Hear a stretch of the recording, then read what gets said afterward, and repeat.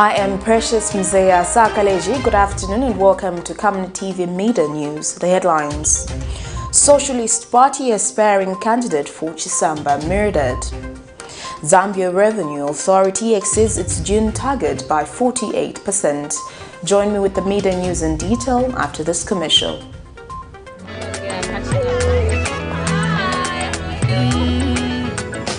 May I please have one beer and 2 glasses? Do you have champagne? Yes. Hold that thought. No champagne, just for the month. You know we gotta keep on texting R to 9595. I'm sick and tired of this R9595. You stand a chance of your lifetime to win a brand new 2020 Range Rover Evoque when you text R to 9595. From as little as 5 kwacha, you get 1 entry. 10 kwacha for 3 entries, and 20 kwacha will give you a whopping 7 entries. There will also be daily and weekly consolation prizes up for grabs. That's great news, right? Competition runs from 12th of May to 31st of August 2021 and is only open to Zamtel subscribers. Terms and conditions apply. Zamtel, your digital lifestyle partner. Giving birth to my firstborn son was a challenge, not because of maternal complications, but because the health center was so far away. Today, the newly built health center is only meters away. So with my second-born, it was so much easier.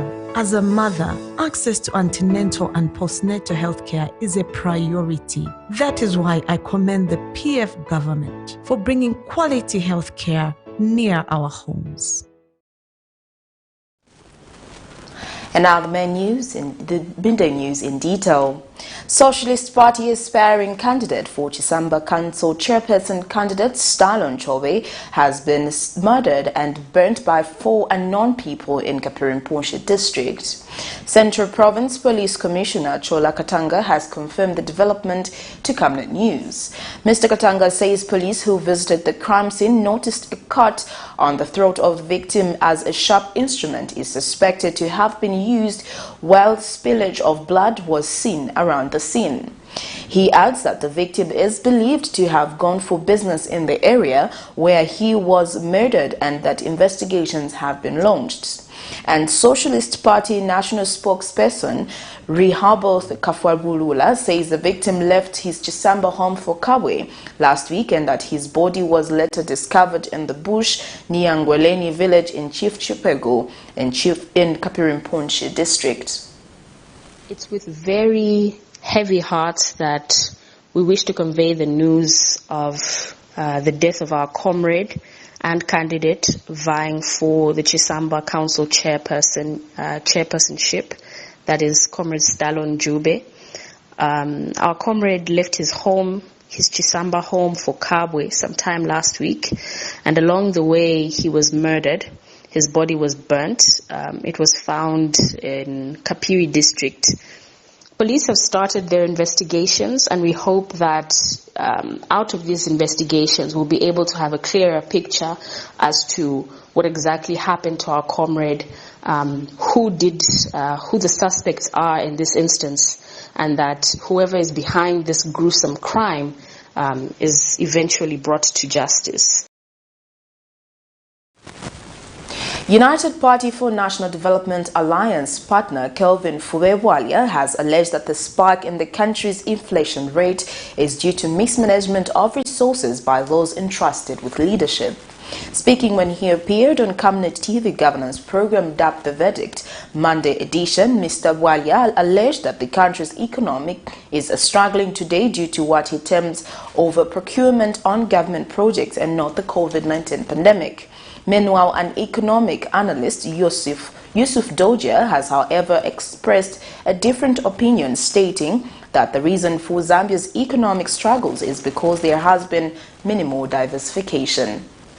The spike in the country's inflation rate over the past few months has been a source of concern for many stakeholders, as Zambia has a goal of keeping the inflation rate as a single digit. Zambia's annual inflation rate currently stands at 24.6% as of June 2021, according to the Zambia Statistics Agency, ZAMSTATS. The increase in the cost of living in the country has been a matter of concern in the recent months, as it has worried many citizens. Leader of the Zambia We Want movement and member of the United Party for National Development Alliance, Mr. Kelvin Fubewalia, popularly known as KBF, has alleged that the economic hardships the country is passing through is due to mismanagement of public resources by those in leadership positions. Mr. Walia said this when he appeared on Camnet Television's Verdict program on 12 July 2021. He further dismissed assertions that the country's economic situation is due to the coronavirus pandemic. It is a very interesting question that you pose, because unfortunately the Zambian economy has been taking a downward spiral. I know some of our political players, especially within the ruling party, have been trying to blame COVID for the economic woes that the nation is facing. I tend to differ. We've been on this downward spiral because, one, of lack of proper leadership, political leadership. Two, mismanagement of our resources. Three, we have been on a corruption spree. Four, we have been on a stealing spree. Economic analyst Mr. Yusuf Doja, however, is of the view that Zambia's economic challenges can be owed to limited diversification by the country. Zambia is not a poor country. If we look outside the domestic economy and look at the economy which is creating wealth for this country, it's copper, it's cement, it's sugar, it's livestock products, it's agriculture products. If we look at how much copper is selling today on the international market, it's above $10,000 a ton. That is not the site of a poor country that is heading into collapse. Make sure that Zambia should prosper. The first thing they would be pushing us is to say, can you make sure that all your export earnings as a nation come into your Zambian banks? That's copper, cement, sugar, livestock products, agriculture, horticulture, aquaculture.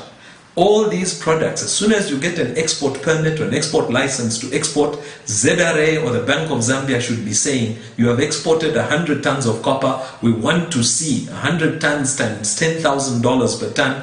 The economic analyst says the country only needs policy redirection in order to attain an economic boost.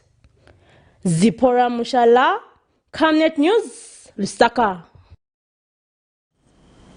In other news, the Zambia Revenue Authority ZRA has exceeded its target for June 2021 of 5,603.6 billion kwacha by 2,811.8 billion kwacha, representing 48% of the total amount. Speaking during a donation of assorted items worth 2.1 billion kwacha to the Ministry of Health and the University of Zambia, Zambia Revenue Authority Commissioner General Dr. Kingsley Chanda disclosed that the authority for the period of January to June collected 45,420.4 billion kwacha in gross taxes from January to June 2021, while the refunds stood at 5,146.7 billion kwacha, translating into a tax net outturn of 40,273.7 billion kwacha against the period target of 30,083.6 billion kwacha, thereby registering a surplus of 10,110.1 billion kwacha, or 33.9%. Efforts to help curb the COVID-19 pandemic, the Zambia Revenue Authority ZRA has donated assorted items ranging from fridges, television sets, microwaves to the Ministry of Health, worth about 1,500,000 kwacha, and also Ethernet to the University of Zambia, worth about 600,000 kwacha, both totaling 1.2 million kwacha. Speaking during the handover ceremony held in Lusaka, Dr. Kingsley Chanda says the authority understands the pressures that have come with the COVID-19 pandemic, hence its decision to donate to the ministry and UNZA. The mission When connected to the internet, the smart TVs will also help health personnel to search and find useful medical information and videos to get updated with health trends. We are also donating 76 upright double and single door fridges to all the facilities, health facilities in Lusaka. These fridges will be used to store various medicines because we realize that with the increased demand for medical attention, more and more medicines are being procured which need to be stored in appropriate environment. And receiving the items on behalf of the Ministry of Health Permanent Secretary for Technical Services, Dr. Kennedy Malama, says concerted efforts in fighting COVID-19 are much appreciated. As Commissioner General said, our health workers are our true heroes and heroines in this country. They've been there from day one, not only COVID-19, but in provision of routine health services. So definitely the refrigerators will go a long way. The TVs in ensuring that the working environment for our workers is enhanced, including the microwave. But as you rightly said, the refrigerators are good for us because storage of medicines is key so that within the point of service delivery we can provide drugs which are appropriate to our people. Equally receiving the donation on behalf of the University of Zambia, the institution's Vice-Chancellor Luke Mumba took the opportunity to advertise the initiative to commercialize the full-body sanitizer that the institution created. I'd like to assure you that my management will ensure that this is put to good use. It also assists us in the areas where we have developed interventions in fighting COVID. We've developed a full body sanitizer and also most recently a ventilator. But with regards to ethanol, we'll use it in the full body sanitizers. It was at this very occasion that Dr. Chanda revealed that the authority has exceeded its target for June 2021. I'm glad to announce that despite the negative pressures caused by the COVID-19 pandemic on revenue collection, the Zambia Revenue Authority exceeded its June 2021 target of 5.9 billion by 2.8 billion or 48%. For the period January to June 2021, the authority collected 45 billion in gross taxes from January to June, while the refunds stood at 5.1 billion. This translates into a net tax outstanding of 40.2 billion against the period target of 30 billion. Liseli Kanyanga Muvanga, Camnet TV News in Lusaka.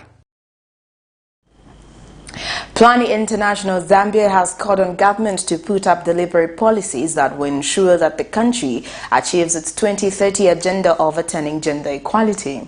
In an interview with Camnet TV, Plani International Zambia Programs Manager Belinda Mautu says the coronavirus has negatively affected women and girls, hence widening the gender gap.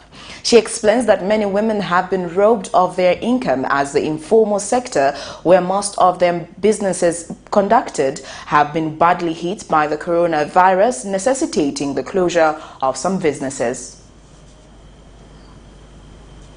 With most health systems around the world being burdened by the coronavirus, home care has become a preferred option. This, however, means that many women and girls around the world now have to spend more time caring for the sick, hence leading to them having less time for other productive activities. The coming of the coronavirus pandemic has also disadvantaged women and girls in other ways, as the informal sector, where women are mostly found, has seen the closure of some businesses, hence reducing their income. Frequent school closures have also disadvantaged girls, as some parents, mostly those in rural areas, have married off their girls in exchange for bride price amidst harsh economic conditions. Plan International Zambia Programs Manager Belinda Mautu has called on government to put up deliberate policies meant to address the gender disparities that the coronavirus has brought. She told this to Camnet News in an interview. And though we recognize that mortality rates are higher in men in some contexts, The pandemic also poses greater effects on women, particularly that they have the burden of care. So in a home, when someone is affected by COVID, it's obviously expected that the mother or the sister in that home will be then taking care of the people that are unwell in that home. And therefore they have a higher risk of infection, but also the need for psychosocial support. So we also noticed some of the impacts in terms of gender in the economic sphere. Like we've said, the increasing burden of unpaid care work, which disproportionately affects women, the need for women's employment in the informal sector. We've seen a lot of small businesses closing, and if you notice in Zambia, the majority of the workers in the informal sector are women. And also, the Plan International Zambia carried out a rapid gender analysis just at the beginning of the pandemic. And really what we found out was that with the closure of the schools, girls were made more vulnerable. Ms. Mautu also says traditional leaders should enhance efforts aimed at fighting gender equality within their chiefdoms. So they are very, very important. We can't take away the mandate. They play a very good role. And one thing we have learned as Plan is that they are very accommodating to the processes and the policies, and they are very open-minded, and I think we should continue to engage them. And where we have engaged them, we have seen very positive results coming from traditional leaders. Zambia, along with other United Nations member countries in 2015, signed up to Sustainable Development Goals, which are to be achieved by 2030. Goal number 5 seeks to eliminate gender discrimination against women and girls in all its forms by the set deadline. Zipporah Mushala, Camnet News, Lusaka. Well, that news item brings us to the end of Camnet TV Midday News, but before we go, here are the headlines once again. Socialist Party aspiring candidate for CHISAMBA murdered. Zambia Revenue Authority exceeds its June target by 48%. Thank you for joining me. I am Precious Mzea Sakaleji. Remember, COVID is real. Always wear your mask, avoid crowded places, wash your hands for at least 20 seconds, or use alcohol-based hand sanitizer. Stay safe and good afternoon.